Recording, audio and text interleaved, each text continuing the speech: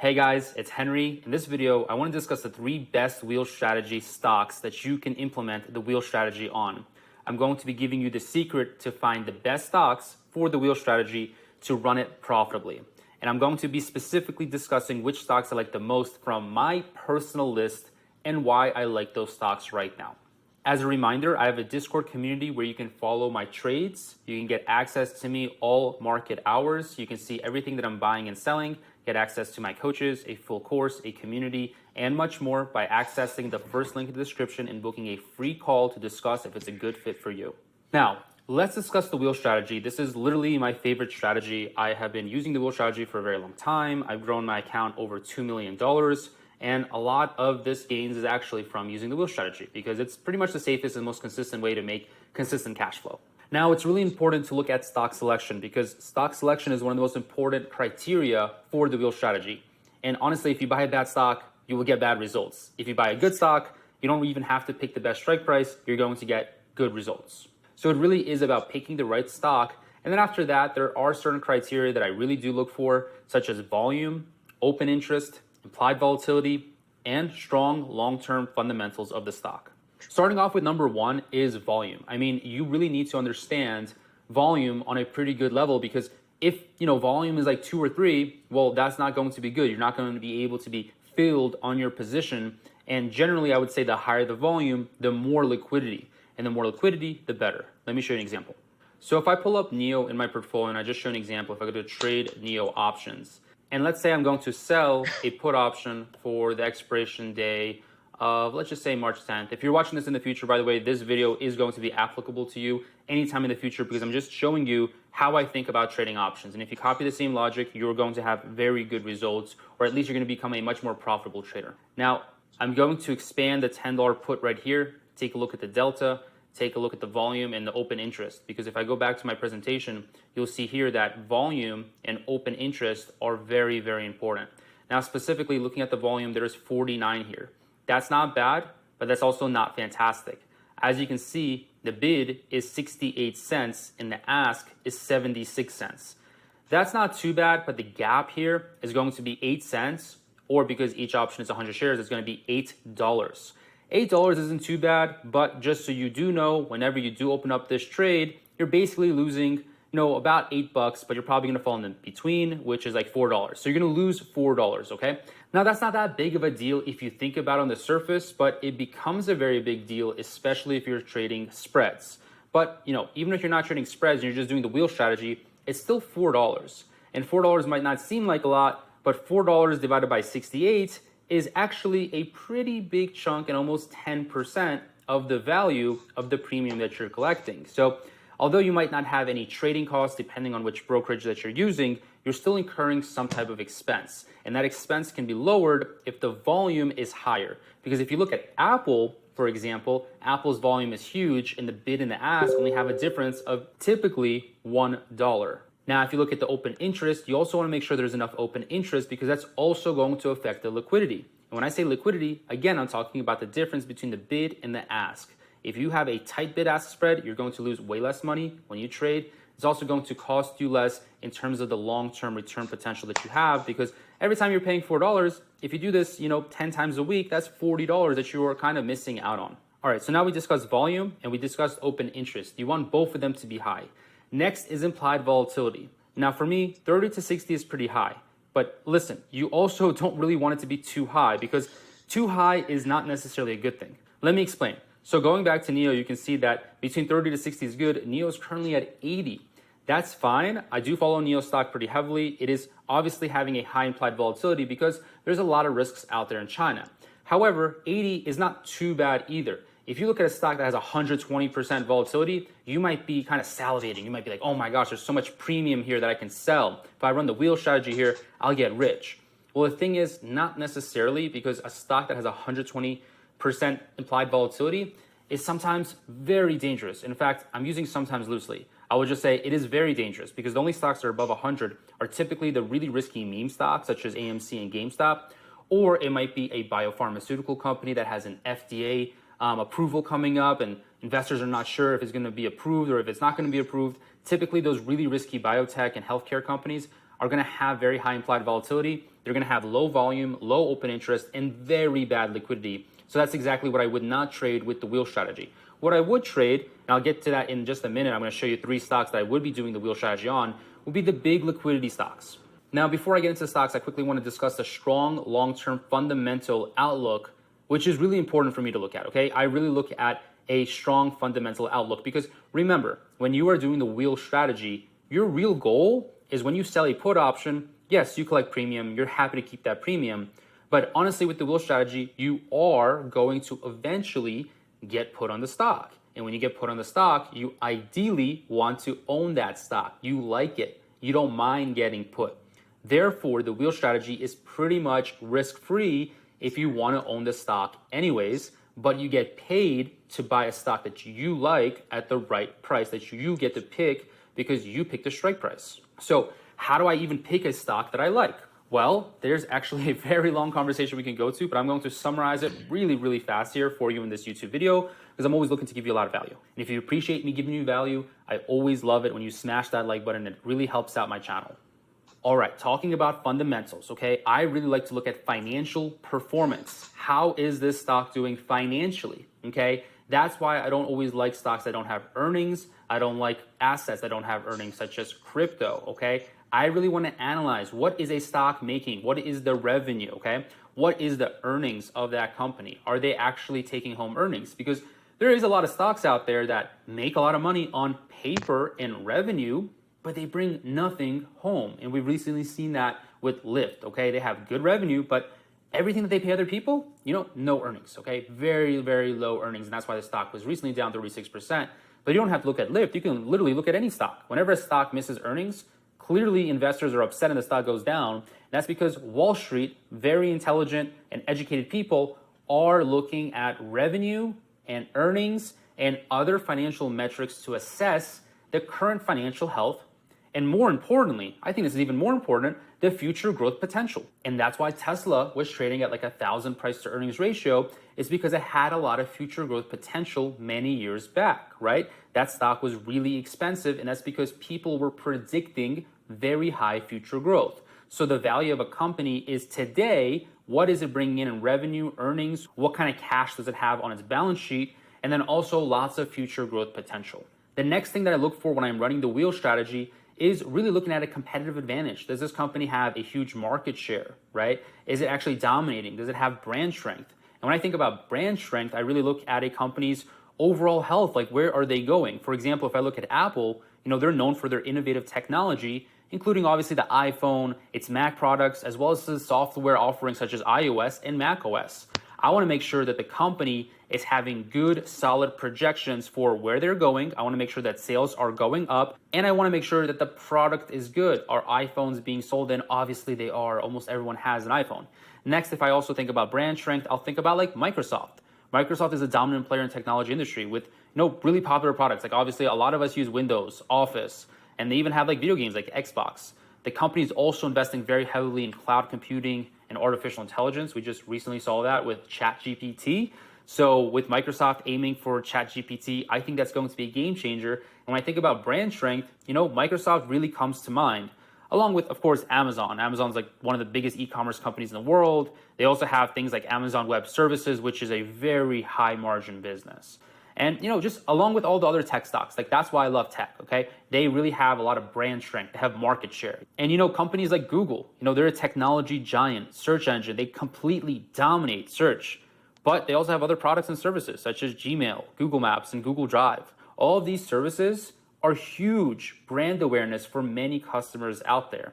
And having a technology advantage is a very good thing that I look for because that's going to give us stock stability. It's impossible for a company like Google to go bankrupt. I mean, it's almost impossible. Nothing can really happen for the company to go out of business. They have way too much of a foothold on the market they're competing in. So I really want to look at a company's ability to generate long-term sustainable profits. And that's because I have a degree in finance and my education taught me that, very similar to Warren Buffett, I want to make sure that a company has stable profits, strong brand. That way, nobody can just come in and outcompete them and put them out of business. Next, if I'm running the wheel strategy, I want to make sure that the company has not too much debt. I want to make sure that the company has liquidity and that it can actually pay its debts. It can actually run its operations. It can actually weather some bad economic storms. So that is also something that I really look out for. And then last, I also look at valuation. Okay, so valuation is super important because it's kind of like buying a house. If you buy a house that you are planning to rent out for and the house costs $100,000, you might be thinking, well, that's great, it's $100,000. But what if I told you that the earnings on the house for whatever reason were $100 a month? Well, that would be a terrible, terrible investment. Now, the reasons why it would be $100 a month could be various. Maybe the electricity costs are too much. Maybe it requires too much repairs. Maybe there's too much taxes, etc. Right? Price to sales is very similar to price to earnings, except price to sales is actually something that I really love to use for technology stocks. Price to sales really normalizes a company that is not making a lot of earnings, okay? Because a lot of companies, they have negative earnings, right? They're not making money yet because they're in the tech space. And if you look at price to earnings, it's going to be zero, non-existent, NA, or negative, right? Whatever, all of those are the same, right? It's not going to have positive earnings. But if you look at Tesla, if they make, say, $1 billion and they're worth 10 billion, well, that's pretty easy. The price is 10 to 1, okay? So the price is 10, the sales is 1, so the price of sales is 10. So it's really easy. It's really easy to normalize and compare price to sales ratios. There's also price to book ratios and other metrics to determine whether the stock is fairly priced relative to its earnings and growth potential. Again, if you want to learn more about stuff like this, then you should join my Discord community. This is where I go live and actually discuss stocks fundamentals, their technicals. And then I trade and I tell you exactly why I'm trading and which stocks I'm trading, what strike prices, everything that I'm doing for myself live. Best thing that you can ever do for your education. Again, it's a free call that you can book below. All right, and then I also like Momentum. I do use OptionSpy as a stock picker and screener to get ideas, and I really like it because they use Momentum as a factor. So if I'm going to start selling put options, then I'm going to check out this website, basically sell puts. And again, they have Google, Activision. It's pretty interesting. I actually really like Activision. They are a gaming company. I did my research on them when I was back at Drexel University in college, and I was a finance major. I was researching this company because I was very heavily researching stocks in the esports space. But one thing I really look for is momentum. Is momentum going in a positive direction, a negative direction, and by how much? Because basically, when I was working at a hedge fund, I realized that momentum is a very strong factor. I never really thought that it could be so strong, but honestly, if you look at a lot of models out there, like financial models, momentum is typically one of the main factors in almost every trader's toolkit. And that's because it is really shown that a good positive momentum is likely to continue, and then a weak negative momentum is also likely to continue. So if a stock is really, really depressed and has hit pretty much rock bottom and then it's starting to recover and it's showing signs of recovery, then that is a very good stock to start running the wheel on. But if a stock just started crashing and there is no end in sight and just a straight line down, you don't really want to start running the wheel strategy just yet. Okay. And then when I talk about the wheel strategy, which I'm going to get into, the first stock is going to be Oatly. I want to just basically tell you that you really want to be varying sectors that you are investing in. Okay. You want to vary sectors for extra diversification. Okay. This is very, very important. It is far too common. I see doctors, lawyers, very, smart business people. They get into option trading and then they get into my community and then they start selling put options and running the wheel. They're like, great, I'm being safe, but they do 100% on Tesla. And I'm just kind of scratching my head because when they lose money, it's obvious. It's like you can't put all of your eggs in one basket. It doesn't matter what strategy you're running. There is no perfectly safe strategy to run 100% of your money on. That just does not make any sense at all. So I just want to caution you guys to do extra diversification. So in this video, I'm going to cover 3 stocks, but honestly, you should have more stocks. You can't just run 3 stocks in your portfolio and that's it because, 3 stocks could end up going down a significant amount. You really want to have varying sectors, okay? That means maybe you want to have some oil and gas like ExxonMobil. You want to have a little bit of healthcare. You want to have some consumer stocks like Starbucks and Nike. You want to have technology stocks like Google and Apple and Amazon and even Meta, right? You really want to diversify your holdings and have many different positions, okay? So please, please, please do that because I'm looking out for your best interest for you not to blow up your money. So remember, you can also apply the same logic that you're learning in this video. I mean, this is literally a masterclass on, the wheel strategy. You can apply the same logic for different stocks as well. But let's start off with the first stock. The first stock is going to be Oatly. I really like Oatly for many reasons. And I'm also starting with the lowest price stock to help the small accounts out there. The stock right now is currently trending on the lower end near its $2 support. Now, Oatly is very favorable for small portfolios because the stock is around $2 per share. So if you want to get into the wheel strategy, you really only need $200. And when I look at the key fundamentals, they're looking pretty good to me. The company has decently growing revenues and basically checks out on a lot of fundamental metrics, okay?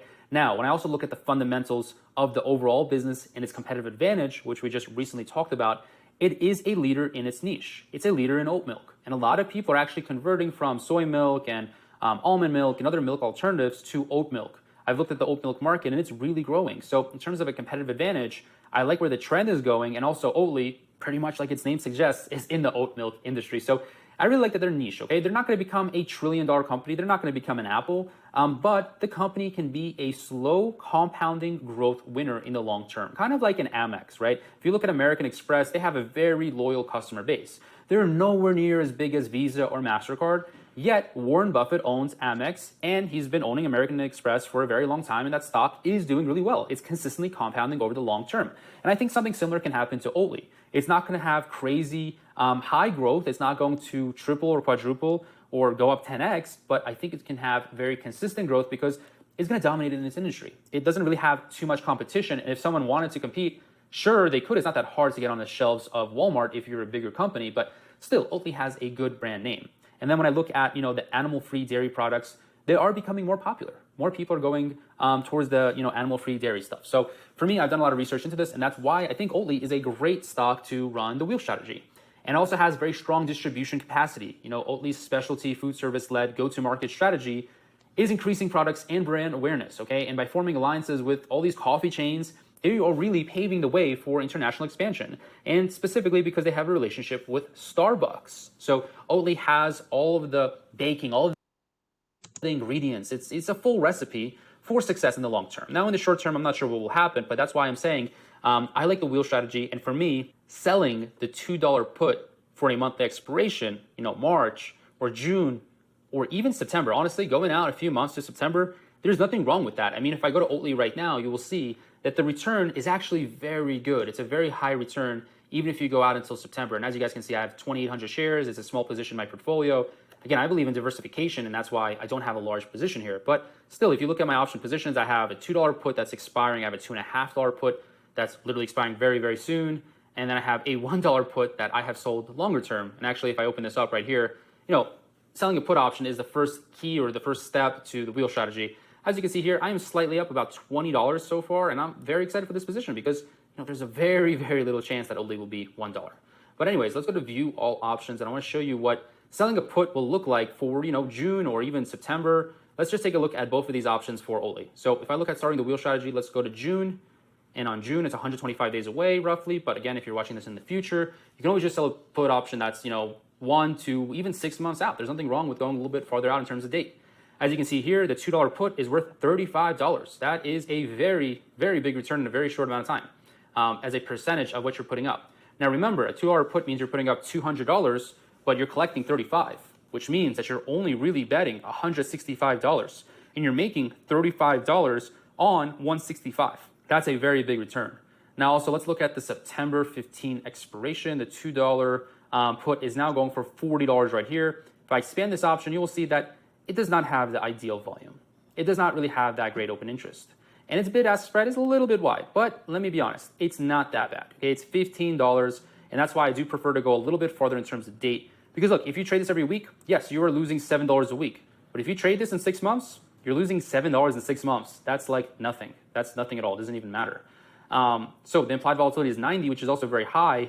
That's a good thing, That's a good thing. If you like that stock, but the implied volatility is high, that means the premium is going to be higher. So this is a very good play. And for me, that's why I am saying that I am selling personally $2 puts on Oatly right now for all of these expiration dates, February, March, June, and September. I am looking at all of these trades, and I have plenty of Oatly currently open. All right, the next stock that I want to cover is going to be NIO. So NIO is a great stock right now. It's really, really sold off a lot. It's hovering around $10 per share as I'm making this video. And I've been looking at NIO for a very long time. I do like the EV space a lot. And, when I look at NIO, I really like that they're focusing on overseas expansion. NIO is positioning itself for long-term growth by expanding to overseas markets. With a recent agreement signed by CATL, NIO will be accelerating its overseas expansion. And for me, that means it's a growth stock, okay? That's just one metric I look for. Now, I don't just blindly pick growth stocks because that doesn't always mean that they are priced at a decent value. Sometimes growth stocks are super expensive and they can, end up crashing and falling down a whole lot. So for me, I want to make sure that I'm buying a growth stock at the right price. When I look at NIO, there's a lot that I like about the business, like battery as a service program. Okay, so NIO's proprietary battery as a service program is being improved and scaled to help the company compete in the EV market. I really like this battery as a service program because it does reduce the upfront cost of ownership of a EV vehicle. If you're renting a battery, then it's not going to cost as much. However, over the long term, as you pay the battery and you get it serviced, that's going to make NIO some money. So I really like their model. Their business model is very interesting. And I also like the design of their new models. If I look at NIO is designing new models that will compete at different price points in the EV market, which will help the company expand its customer base and increase its sales. Historically, it was pretty expensive, right? They're really expensive, but as they diversify into different price points, that is actually really good because we already talked about diversification. And even a company can obviously diversify within its own business unit. Like it can diversify within the market share that it has and start to have different price points. That's really smart, okay? So I don't want to make this video too long. I want to make sure I respect your guys' time. So let's get to the point. I'm going to be selling a $10 put for a weekly expiration on NIO. But also, if I look at NIO, I do want to own that stock. I want to own some of this stock, so I'm also doing a covered call strategy. And that's basically the wheel strategy right there. You sell puts, and once you get put, you start selling covered calls. So for me, selling puts at $10, and if you already have NIO, then you can also end up doing the 11 covered call on a weekly basis. For me, I really like to stick close to the money on NIO. I like to sell puts right under the current stock price, and as soon as I get put, then I run that wheel strategy and I start just selling covered calls right at basically a little bit higher than the stock price. And the third and final stock that I'm going to recommend is going to be Google. They recently lost $100 billion in market value on February 8th because its chatbot Bard ended up really messing up on a few questions that they were trying to compete with